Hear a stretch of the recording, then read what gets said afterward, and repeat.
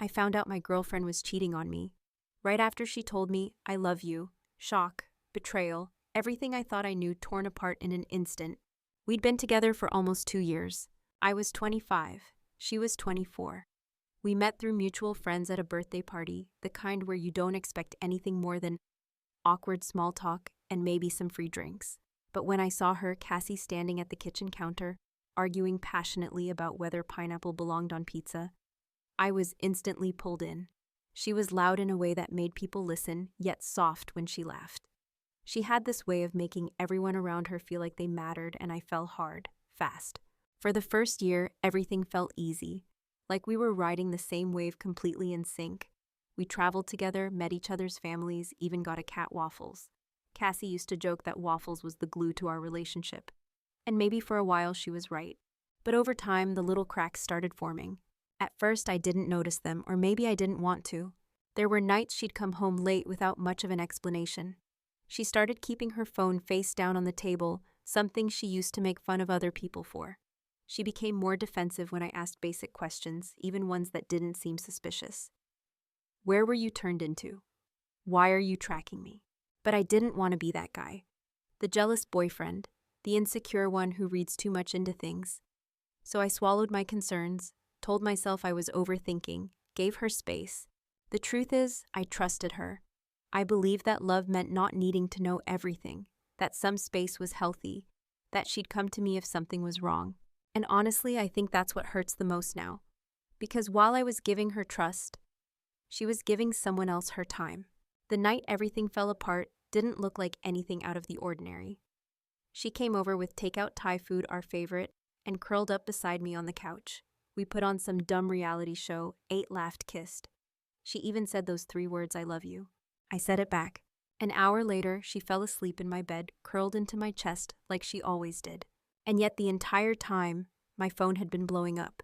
A friend, Jake, someone who didn't usually text me, unless it was something serious, had sent a series of messages, all with one message that changed everything.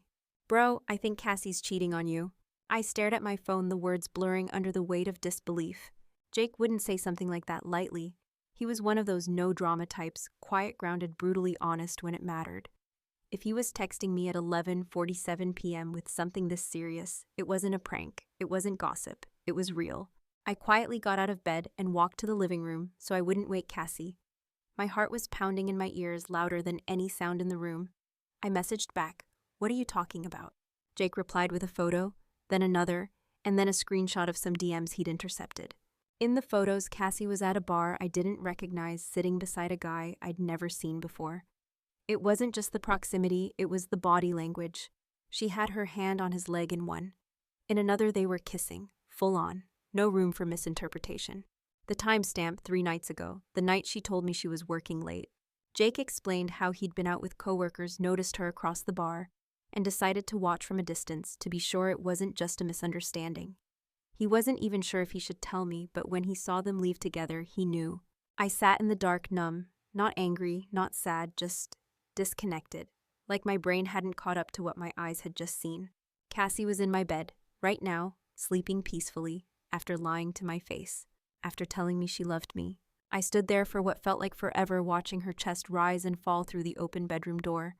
I wanted to wake her up and scream, demand answers, but part of me wanted her to stay asleep.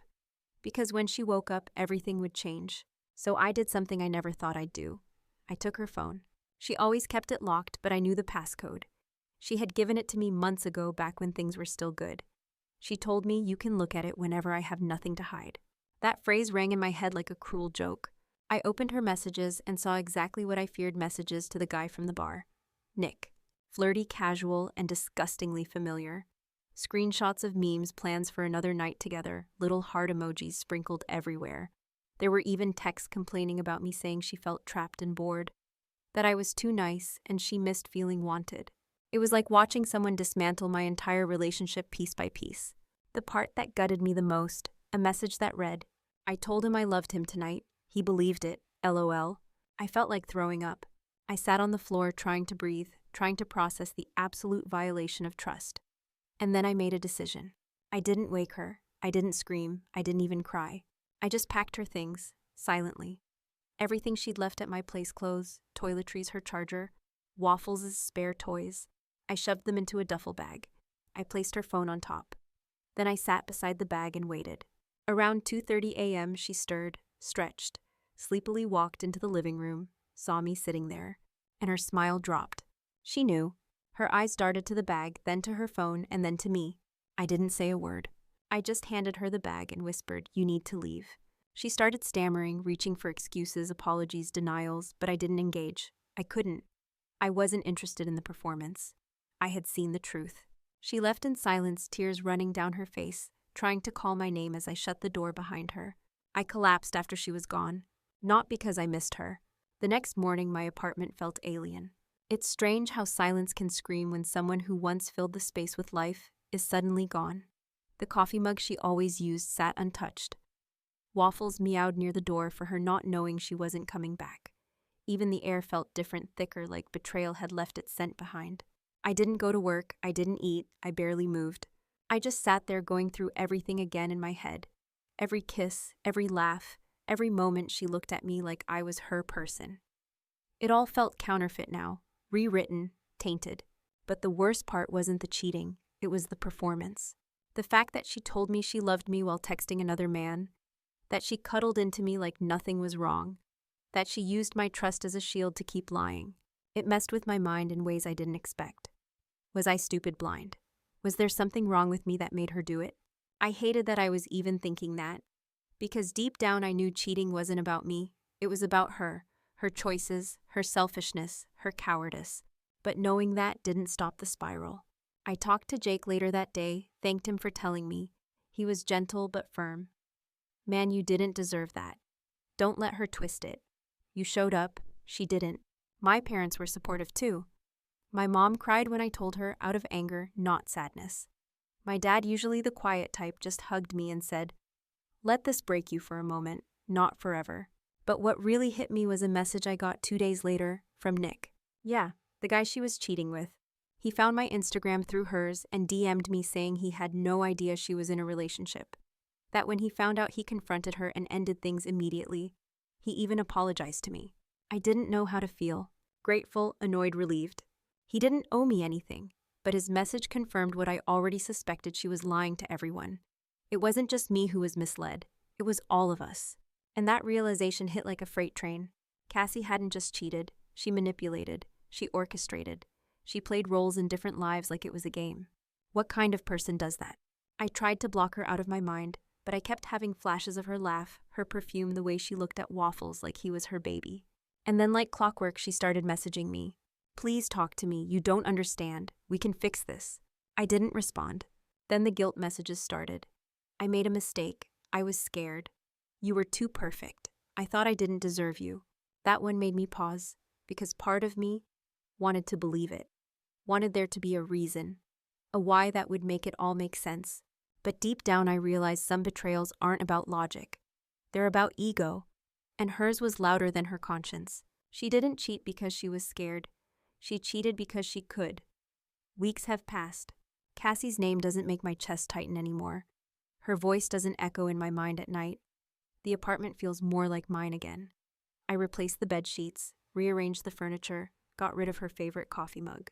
It's strange how healing doesn't come all at once. It comes in moments. Tiny, unremarkable moments, like walking past her favorite aisle at the grocery store without flinching or not checking my phone, hoping she messaged me. And Waffles, he still waits at the door sometimes. Still stares when someone walks by, ears perking up like he's hoping she'll walk through it. But even he's starting to forget, just like me. What stays, though, is the question. What does it mean to really know someone? Because I thought I knew her. I would have bet my future on it. I almost did. And if someone can hold your hand, look into your eyes, and lie with the kind of sincerity Cassie did, how do you ever trust again? It makes you question everything, not just them. You, your judgment, your instincts, your worth. But here's what I've learned through the silence, the therapy, the long walks. When I couldn't stand the walls closing in. Her betrayal says everything about her, and nothing about me. It took a long time to believe that. I still have to remind myself sometimes, but it's true. I loved her with everything I had. She chose to burn that down.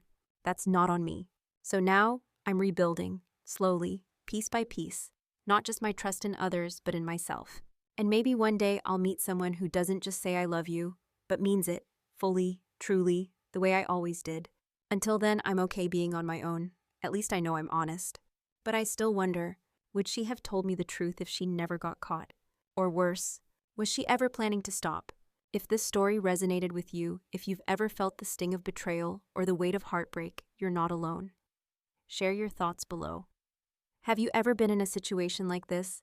Don't forget to like, subscribe, and hit the bell so you won't miss the next story. And if you know someone who might need to hear this today, maybe send it their way. Sometimes the hardest stories to hear are the ones we need most. Until next time.